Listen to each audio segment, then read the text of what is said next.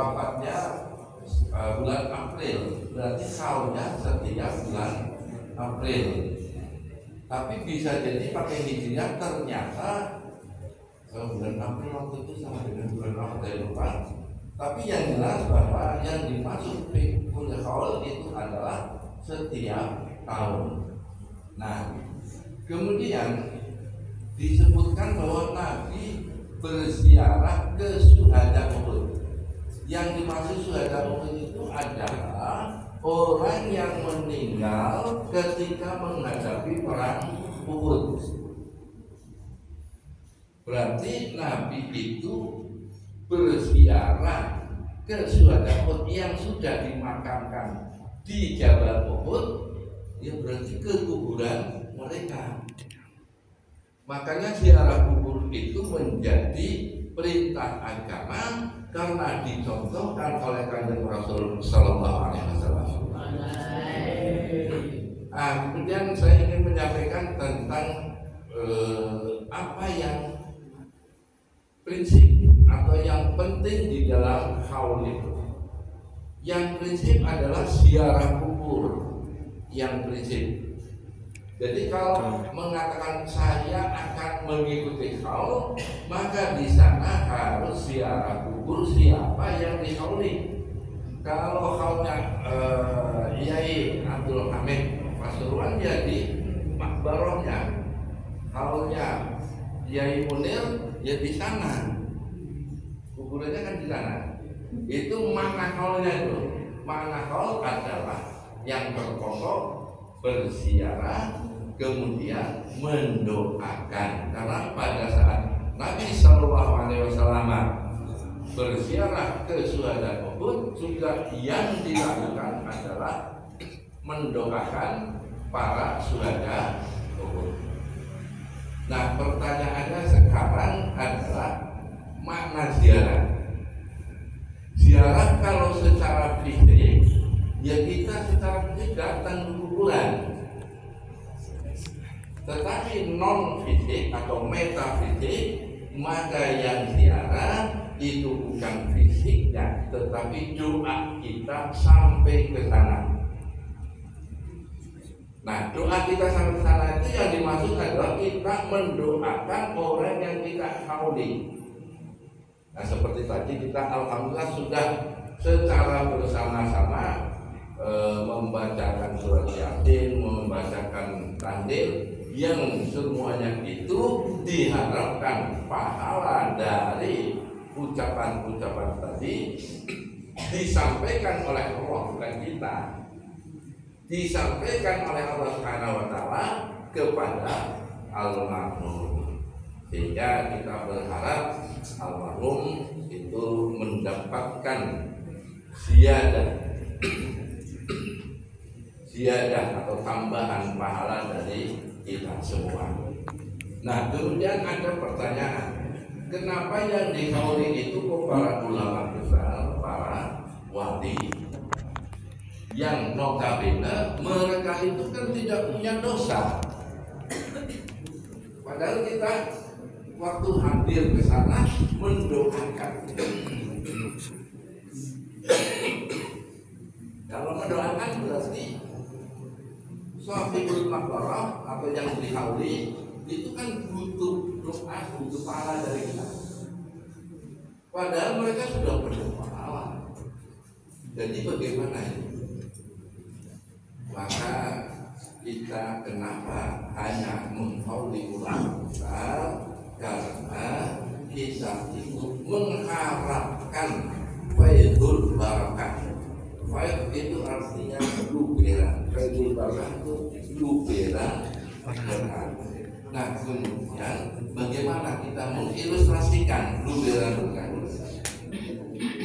Kalau doa maupun ampunan diibaratkan sebagai air, dan orang yang kita doakan dia memohonkan ampun sebagai gelas, maka tambahan doa, tambahan permohonan ampunan dipucuk ke gelas. Kalau orang itu tidak punya dosa, berarti airnya itu akan meluber. Luberan itulah yang kita harapkan, dan itu bukan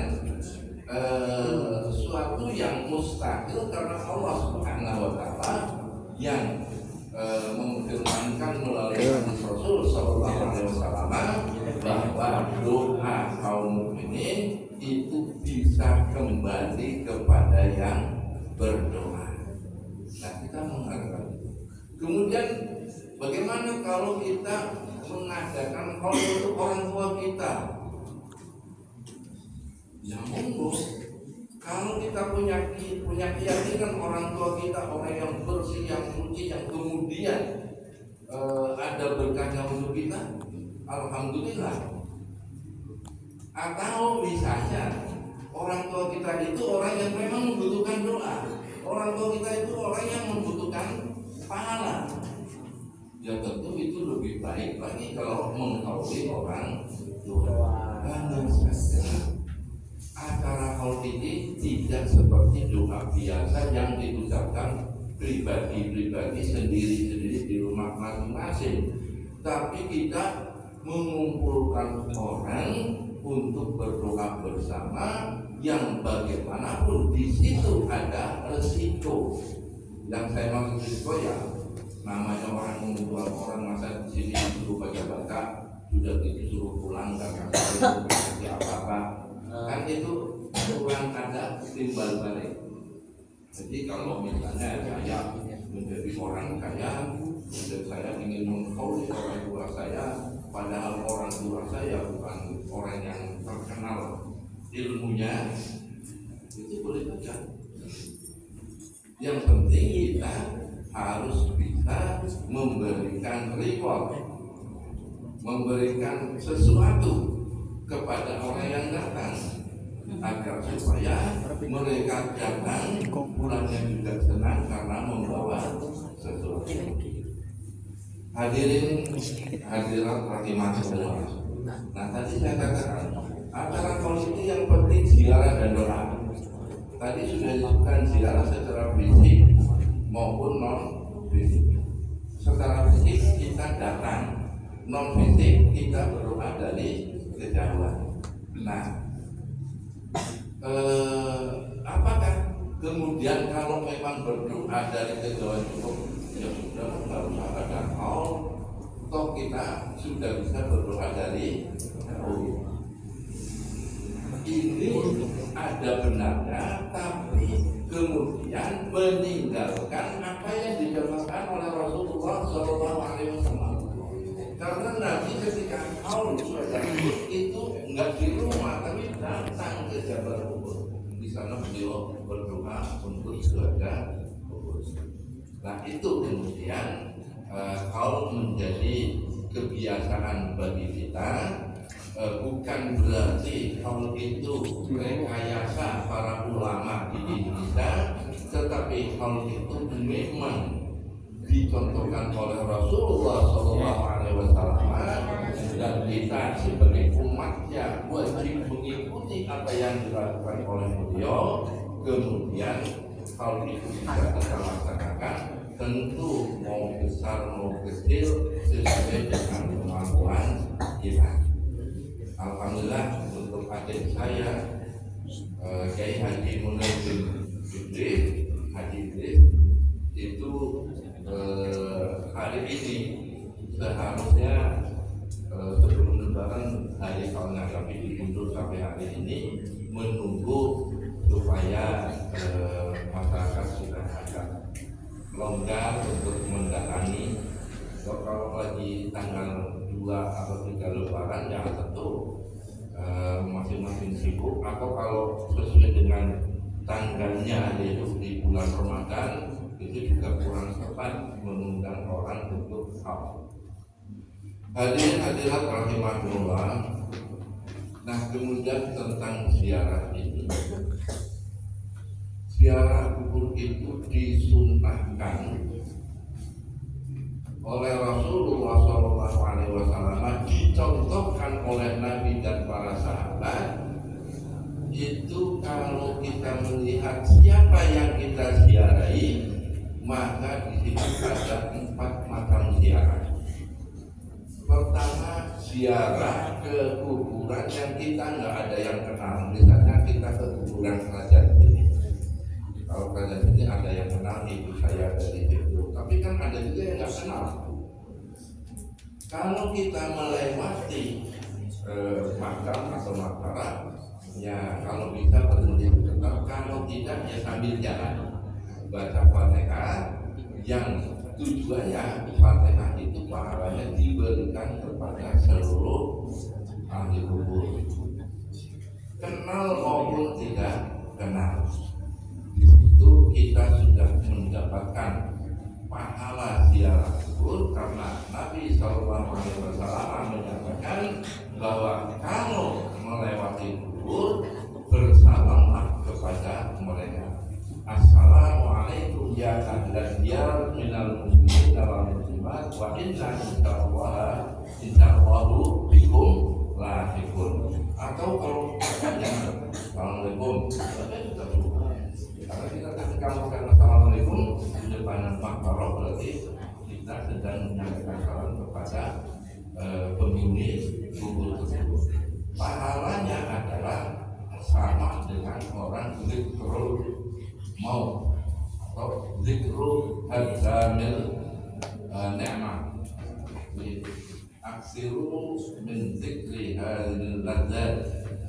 Jadi perbanyaklah kamu mengingat sesuatu yang menghancurkan kenikmatan, yaitu mengingat kematian. Karena mengingat kematian, mengingat akhirat itu sangat dianjurkan. Nah, kemudian kita berziarah tapi kepada kuburan tertentu, teman kita yang pernah berinteraksi dengan kita, yang pernah bergaul dengan kita, saudara kita, teman saudara, atau siapapun kaum muslimin, karena kaum muslimin pada hakikatnya adalah saudara kita. Kalau kita berziarah kepada makam tertentu, maka ada dua pahala: pahala mengingat kematian dan pahala bersilaturahim dengan orang yang pernah kenal dengan kita. Kan saya kalau ke kuburan itu nggak ngerti apa-apa. Saya mengatakan kamu ya sana nggak nyauti gitu ya. Nah, maka di sini perlu disampaikan bahwa mereka mendengar apa yang kita ucapkan. Kalau kita mendoakan, mereka mengamini, tetapi apa yang diucapkan oleh ahli makbarah itu tidak bisa kedengaran kecuali oleh makhluk selain manusia dan jin. Jadi kalau hewan-hewan itu pada dengar bahwa mereka itu sedang mengucapkan waalaikumsalam, syukuran kalau saya, terima kasih kamu mau masih ingat kepada saya. Itu yang kedua. Nah, yang ketiga, kita menziarahi orang tua kita. Menziarahi orang tua kita itu menjadi 3 macam pahala. Pahala zikrul maut, pahala kita bersilaturahim, dan pahala birrul walidain. Apa yang dimaksud dengan birrul walidain? Birrul walidain itu sering diterjemahkan sebagai kebaktian atau berbakti kepada orang tua. Berbakti kepada orang tua ini dalam satu hadis dikatakan birru aba, ya birrukum abna'ukum. Berilah kebaktian kepada orang tua kalian, niscaya anak-anakmu juga akan memberikan kebaktian kepadamu.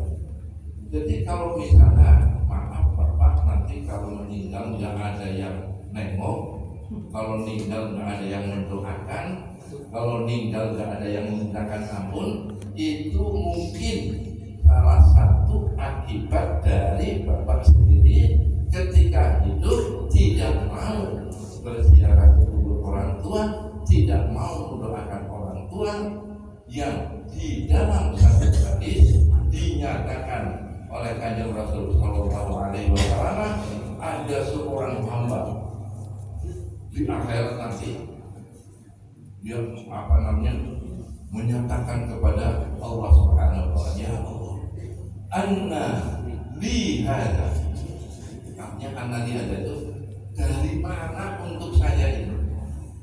Orang ini terkaget-kaget karena merasa ketika di dunia jarang ikut ngaji, jarang ikut sholawatan, jarang ikut berjamaah, tapi kok mendapat pahala rumah besar.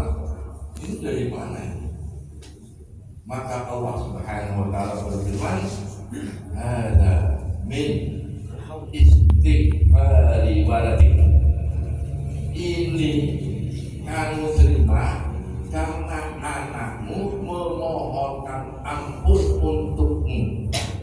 Jadi kalau Bapak sekarang beristighfar untuk orang tua yang sudah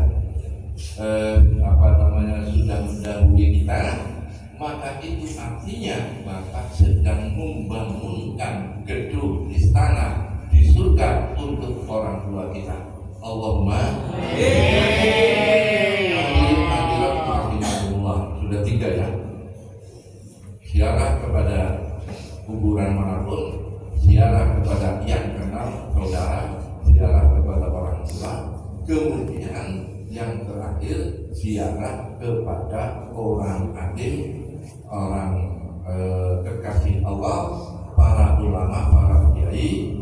Itu mendapatkan 4 macam pahala zikrul maut, pahala silaturahim, pahala birrul walidain. Karena guru ulama, kalau kita mengaku sebagai santrinya, adalah orang tua kita.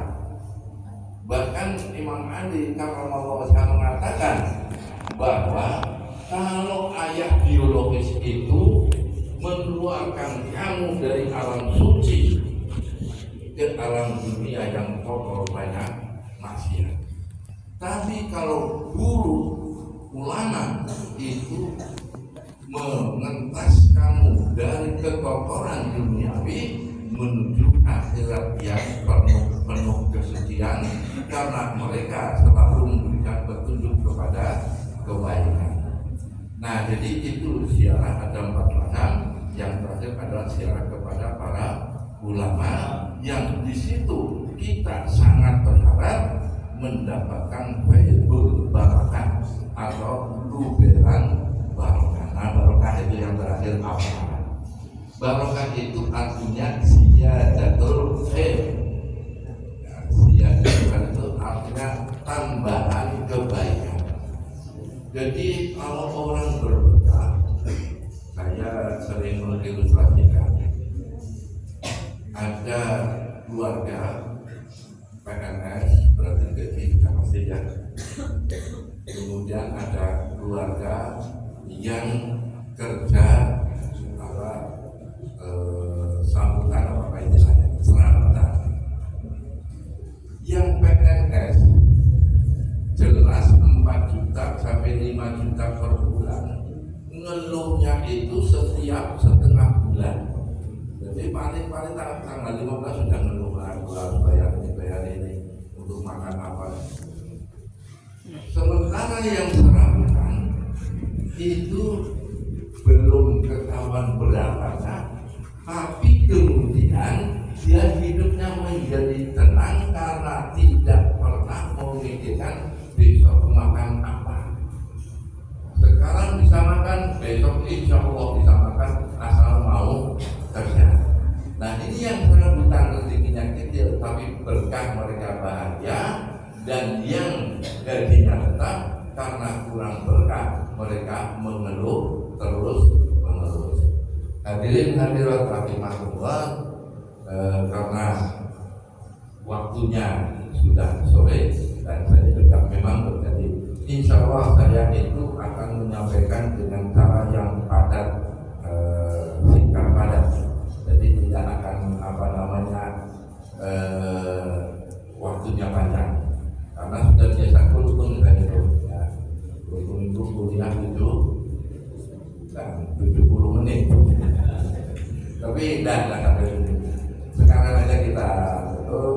Saya juga karena sebagai keluarga saya ingin mengucapkan terima kasih kepada yang hadir semuanya yang ikut mendoakan adik saya.